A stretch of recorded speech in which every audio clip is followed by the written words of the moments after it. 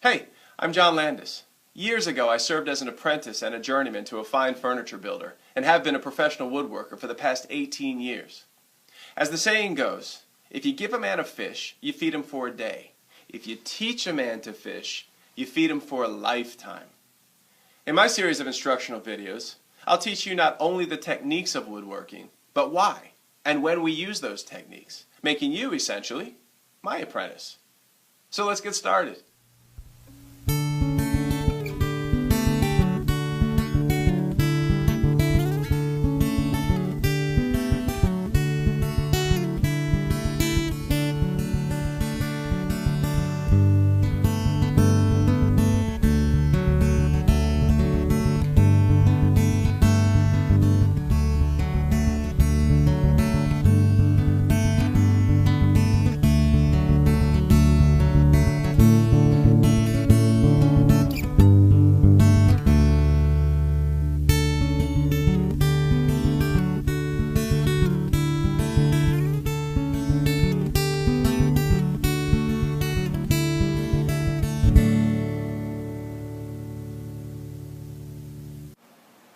Hey, welcome to episode 1 that we're entitling Wood.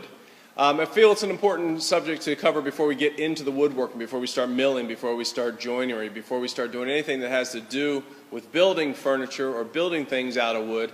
I feel we need to learn about the material itself. Hey, you wouldn't be a writer if you didn't understand the language in which you wanted to write. You wouldn't be a painter if you didn't understand oil paints and how it's going to react on the canvas. And you sure as heck shouldn't be a woodworker if you don't understand wood and how wood is going to behave, what it's going to do under certain circumstances, how we can glue it, how can we join it, how can we finish it, how can we sand it. We need to know what wood is and how it's going to react before we can start all of that. So we're going to take you back a little bit, maybe to biology class, high school biology class. Maybe you don't love the subject, but you're going to love this because this is going to tell you why wood behaves the way it behaves. And this is going to be ongoing information. I'm going to give you information here that you may not catch all of, and it may not sink in entirely, especially since it's not hands-on. This is something that's going to happen inside of your brain. I'm giving you information that somewhere down the road, as we're woodworking, something's going to click and say, hey, I remember that. I remember when I was taught that, and now it makes perfect sense. A lot of what I'm going to say today will make perfect sense, but somewhere down the road it's going to make more sense. It's the same thing as doing arithmetic. If you learn that 2 plus 2 is 4, you learn that 2 times 3 is 6, but then you build on that so that you're doing calculus later on, you're doing higher math later on, you're building on the fundamentals. So what I'm giving you today is the fundamentals of wood, from a cellular structure to how it's going to behave. And you're going to take that information, and the more you go throughout your woodworking career, the more you're going to understand what it is I'm teaching you today. So it's going to be a great foundation. You got to have it before you can move on. How else will you know what joint to use? How else will you know how to join 2 pieces of wood together? How will you know which way to sand something? What kind of finish to put on it? You can't know that until you know wood itself. So we're going to get started, all right? So we're going to start on a sort of a molecular level first. I have here a bundle of dowels to represent wood on a microscopic level. This would be better if this were a bundle of straws, but I'm a woodworker, so I've got dowels. I don't own a diner, so I don't have a bundle of straws here, but the dowels will work just fine. So if you picture a piece of wood on a microscopic level, this is what you've got here. These straws, on a scientific level, and you won't be quizzed later, so don't worry about remembering this, they're called lumens. And a whole bunch of these bundled together, these are all microfibrils. And this space, there are spaces between, there are cell walls around the straw, but this is the microscopic level of what wood looks like. Now the most important thing that you need to realize about wood is that no, it's not the romantic living, breathing thing. Once you cut down a tree, it's dead and the wood you're working with is dead. But what it will continue to do throughout its life, as you've turned it into furniture, before you turn it into furniture, it is going to react with the environment around it. It is going to exchange moisture. It's going to take on moisture if put into a more humid situation. It's going to eject moisture if put into a drier situation. And that is the key thing that I want you to learn today. That it exchanged moisture, takes it in and takes it out. How it happens, why it happens is what I'm about to teach you. Down, it's at a very, very high moisture content. It may be 100% moisture content. What that really means at 100% is that the amount of moisture in the wood equals in weight the weight of the tree. 150% moisture content would mean that the water in the tree weighs 1.5 times the weight of the wood. and so forth and down. 50% moisture content would mean that it weighs half, and so on and so forth. Once a tree is cut down and the lumber is milled and then sent to a kiln, hopefully, when you get it, by the time you get it as a woodworker, it's been kiln dried. So its moisture content is going to hover somewhere between 6 and 9% as kiln dried lumber, somewhere maybe around 12% as air dried lumber.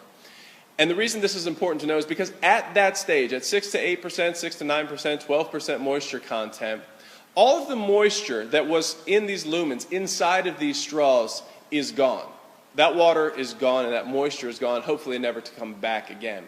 But the moisture that we're worried about, which is called the bound moisture or the bound water, is that water or moisture that hangs out between these straws, that hangs out in the cell walls of these straws, because it's that moisture that affects the size of the wood. It's that moisture change that will cause the wood to shrink or expand. Now, when a board is at its fiber saturation point, that means, strictly speaking, that the moisture in the wood has completely filled the microfibril space, it has completely filled the cell walls, but there is no moisture inside of the lumens. It's at its saturation point, which means the wood is at its largest size at that point. It's when the moisture starts to leave these cell walls, it starts to leave the microfibrils, that the wood will begin to shrink, and this is the important part. So at 6 to 9, 12% moisture content, it's going to have an amount of moisture that you should be used to. That's the amount of moisture that's going to be in this board when you get it from your lumber supplier, from the lumber yard, from wherever. It's going to be at 6 to 8% if kiln dry, 12% if air dry. And you're going to work with this wood, you're going to build something out of it, and then this wood is going to move into a situation, into someone's house. It may move into your finish room. It may hang out in your shop for a little while. Whatever the case is, this wood is going to adjust to the atmospheric, to the relative humidity that is around it. And when that happens, the size of the wood is going to change. So this wood that has moisture in it, again, we're looking at the cellular structure here, all of the moisture is trapped between these lumens. It's inside of the cell walls. And we take this board and we've milled it to this effect, and we take it inside to a house that's dry. Maybe the wintertime, the heat might be running. It's going to slowly, over time, and not a long time, but not in a moment, it's going to start to eject this water. It's going to try to reach an equilibrium. It'll have an equilibrium moisture content. It's going to try to eject where it's ejected all of its moisture. It doesn't need to eject anymore, and it's trying to become at equilibrium to its surrounding environment. When it ejects that water, this board is going to shrink. The space between the microfibers will get smaller, and this board is going to shrink. It shrinks across the grain. Likewise, a board that is dry, introduced into a more humid situation, is going to take on moisture. And it's going to take on moisture through the ends of the lumens here, for sure, but also just through the cell walls. And as it takes on moisture, that moisture is going to fill the space between the microfibrils. It's called hydrogen bonding. It's going to fill with moisture, and it's going to force these lumens apart. And this board is going to grow, and it's going to grow in width across the grain like this. And it's that growth and that shrinkage that we need to worry about as wood. So let's talk about wood on the reality level here. We have a board of cherry here that's about 12 inches wide, about 30 inches long.